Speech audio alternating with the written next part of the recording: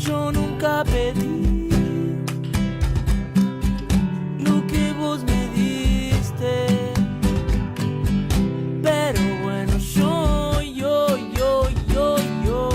aprendí lo que me diste. ¿Cómo estás?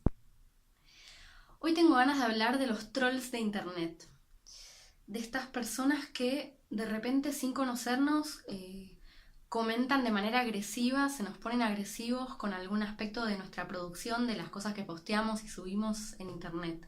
Me parece que es un tema que muchos enfrentamos, no solo la gente que subimos contenidos a YouTube o a las redes, sino en general. Yo veo en Facebook, por ejemplo, que se arman un montón de discusiones, a veces súper violentas, entre gente que ni se conoce, sobre temas que son discusiones que nunca acaban, porque en realidad lo que prevalece finalmente es el maltrato y no es el contenido de lo cual se está hablando. En definitiva, de lo que se trata es de aceptar al otro como es, o de estar agrediéndolo porque no puede ver de la manera en que nosotros vemos, o porque entendimos algo que el otro en realidad quiso decir, ¿no?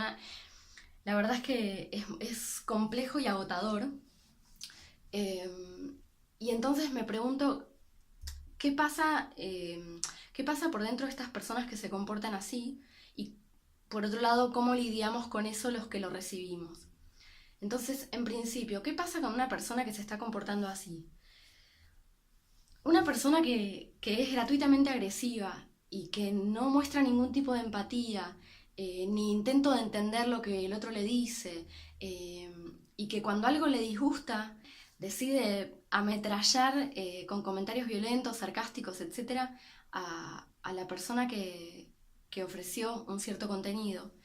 Esta persona es una persona que no está bien consigo misma. Es una persona que seguramente se siente muy desvalorizada y no encuentra recursos personales como para lidiar con esto, y entonces está enojada con el mundo y usa estas ocasiones, estos casos, para echar afuera esa violencia. Hablo de estas personas que realmente no tienen freno, no tienen filtro y no tienen empatía, no tienen ninguna intención de respetar al otro.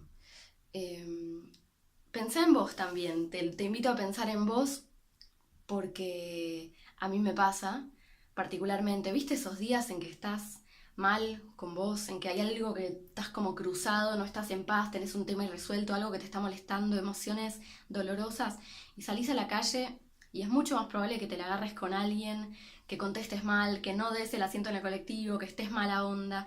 Porque claro, son momentos en que estamos resentidos y enojados con el mundo y no tenemos disposición de ayudar o de empatizar. En cambio, los días en que te sentís bien, en que estás contento, en que algo pasó, estás en paz con vos, estás irradiando buena energía, buena onda, no sentís que nadie te debe nada, estás simplemente en paz con la vida, estoy segura de que te pasa como a mí, que son días en que ayudás, en que estás re buena onda, en que generás sonrisa y también buena energía en el otro. Porque así es como funcionamos, básicamente. Cuando no estamos en paz con nosotros mismos, no estamos en paz con el mundo entero y viceversa. Entonces eso es lo que veo detrás de una persona de estas, de uno de los famosos trolls, como se dice hoy en día. ¿Cómo lidiamos con esto? ¿Qué hacemos con esto? Bueno, lo primero, que es lo que yo estoy haciendo en este momento, es justamente recordar que esta es una persona que no está bien consigo misma. Sugiero en principio esto, recordar que esta es una persona que no está bien y, y no y que no vale la pena perder nuestra energía en personas así. Yo entiendo que a veces tenemos el impulso de responder, y responder de manera fuerte muchas veces, sobre todo cuando vemos que esta persona sigue comentando y comentando y no nos está recibiendo de ninguna manera y no nos está tratando bien. Tenemos el impulso, la verdad, de mandarlos a la mierda o de responder mal o de seguir intentando ser amables para que nos entienda. Y la verdad es que este tipo de persona que está en este tipo de modo, en ese momento, no está permeable. Es una persona que, si vemos que sigue y sigue y sigue, es una persona que no nos va a entender nunca, y sobre todo esto, que más allá del contenido, no tiene los recursos para un buen modo con nosotros. Entonces, en ese sentido, te aliento simplemente a dejar esa conversación, a bloquear a esta persona que no tiene la madurez emocional necesaria como para charlar con nosotros. Una persona que te trata de esta manera no es una persona que en realidad quiere charlar o debatir o discutir ideas o llegar a algún punto intelectual interesante. Es una persona que solamente te está usando como tacho de basura de sus emociones negativas. Entonces, no te prestes a eso. No vale la pena que nosotros nos reduzcamos a ese tipo de frecuencia, a esa altura donde no merecemos estar. Sobre todo cuando estamos seguros de aquello que posteamos y estamos en paz con eso que posteamos y no tenemos por qué justificárselo a nadie. Y así como podemos ver que a esa persona le falta tolerancia, le falta aceptación, poder ejercer eso con la otra persona diciendo, bueno, pensando y sintiendo, bueno, esta persona no puede.